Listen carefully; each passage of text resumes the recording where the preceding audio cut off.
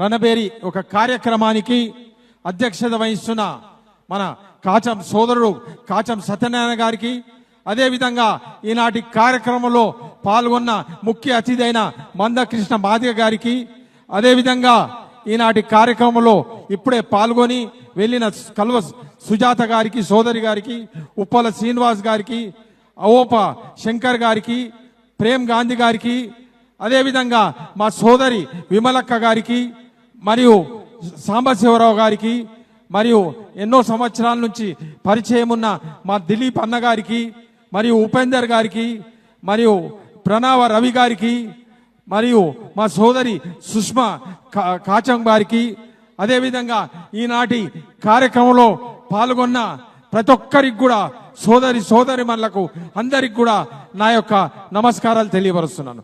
విచ్చేసిన ఆర్యవైశ్య బంధువులకు నమస్కారం. పార్టీలకు అతీతంగా తమ శక్తిని ప్రదర్శించడానికి ఈనాటి సమావేశానికి హాజరైన సంగతి మీకు అందరికీ తెలిసిన విషయమే. ఇలాంటి సమావేశాలు వలన సమాజంలో మన పాత్ర ఏమిటి, ఎంత అనేది అందరికీ తెలుస్తుంది. రాజకీయ పార్టీలు మనకు ఇవ్వవలసిన వాటా గురించి అవగాహన ఏర్పడుతుంది.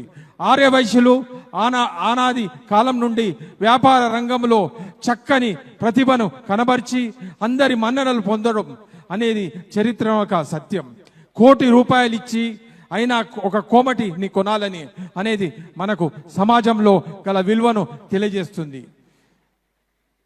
సమాజంలో ఏర్పడుతున్న మార్పులకు అనుగుణంగా మన సమాజంలోని ఎన్నో మార్పులు జరిగాయి.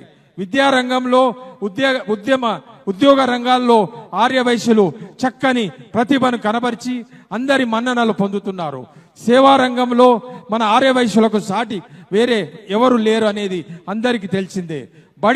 బడి కట్టాలన్నా, గుడి కట్టాలన్నా, 10 మందికి అన్నం పెట్టాలన్నా మనమే అనేది ప్రతి ఒక్కరి మనసులో మాట. ప్రతి క్షేత్రంలోనూ, ప్రతి ఊరిలోనూ దేవాలయ నిర్వహణ మనము చేసినంత గొప్పగా వేరే వాళ్ళు ఎవరు చేయలేరు అనేది అక్షర సత్యం.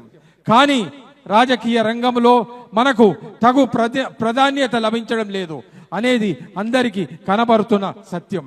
రాజకీయాలలో ఏదో కొద్దిమంది తమ సొంత ప్రతిభ ఆధారంగా కొనసాగుతున్న వారికి ఆర్యవైశ్యులన్న గుర్తింపు లభించడం లేదు. ఆర్యవైశ్యులకు రాజకీయ రంగంలో అన్ని పార్టీలు తగు ప్రాతినిధ్యం కోసము మనం సంఘటితం కావాల్సిన అవసరం ఉంది. గుర్తించి ఆ మార్గంలో చేసే ప్రయత్నం ఈనాటి రాజకీయ రణబేరి సమావేశం. దీనికి సూత్రధారైన మన సోదరుడు కాచం సత్యనారాయణ గారికి నా అభినందనాలు. ఈ విషయంలో వారు చాలా కాలంగా ఎంతో కృషి చేస్తున్నారు.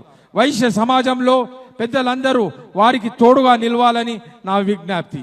అందరి కోసం కలిసి పనిచేస్తేనే ఏ రంగంలో అయినా గుర్తింపు, పదవులు లభిస్తాయనేది మనకందరికీ తెలిసిన విషయం. కానీ అది మనం పాటించడం లేదు అనేది బాధాకరం. ఇలాగే కొంత కాలం కొనసాగితే మన కులం మనుగడకి ప్రమాదం ఏర్పడే అవకాశం ఉంది. ప్రభుత్వం ద్వారా లభించే ఎన్నో పథకాలు, ప్రయోజనాలు కులంలోనే ఉన్న పేద ప్రజలకు అందేలా చూడాలంటే ప్రభుత్వంలో మన ప్రతినిధులు ఖచ్చితంగా ఉండాలనేది నా అభిప్రాయం. నేను ఎమ్మెల్సీగా ఉండడము వలనే ఇవాళటి వరకు సుమారు ₹5 కోట్ల వరకు ఆర్థిక సాయం ప్రభుత్వం ద్వారా సాధించి పేదలకు ఇవ్వడం జరిగిందని తెలియజేస్తున్నాను. మనందరం కలిసి పనిచేస్తే తప్పకుండా ప్రతి రాజకీయ పార్టీ మనను గుర్తించి అవకాశం ఇస్తారని కూడా నా అభిప్రాయం. ఈ విషయంలో నా సహాయ సహకారాలు ఎల్లప్పుడూ ఆర్యవైశ్యుల సోదరులకు ఉంటుందని తెలియజేస్తూ నా యొక్క వందనాలు తెలియపరుస్తూ జై వాసవి, జై వాసవి, జై భారత్, జై తెలంగాణ.